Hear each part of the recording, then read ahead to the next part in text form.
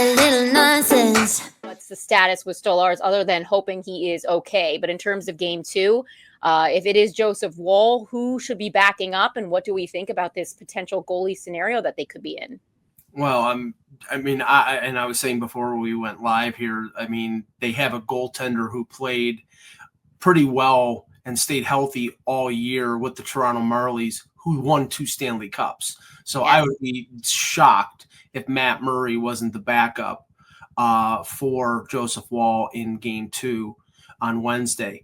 There's a lot of concern for Stolarz.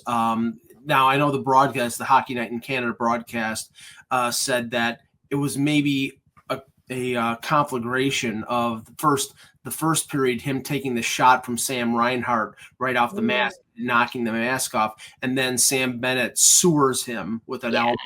And please do not tell me that was not on purpose. You know, Sam Bennett does not do things by mistake, especially when they're dirty. Mm-hmm. So, I think it was I think it was purposeful. It will be curious to see whether the league.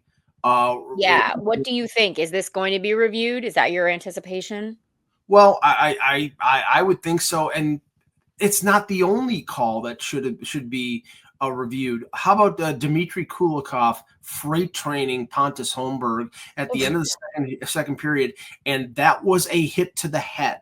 So, the only way to stop this team, and they've done it with you saw Brandon Hagel get the business end of the elbow from Aaron Ekblad, and now 2 things. They're setting the tone. I understand that's what Paul Maurice wants them to do. That's the type of hockey that they want to play. But they're dirty. They are really dirty. Not as dirty as the Broad Street Bullies. And I was 8 years old when that team won the Stanley Cup. The league is a lot different than it was then, right? Exactly. The league. I said when we spoke yesterday about this series, don't be surprised if Ryan Reeves gets in there. I don't think they'll go this way this quickly, but if it keeps going like this, you're going to see number 75 in there at some point.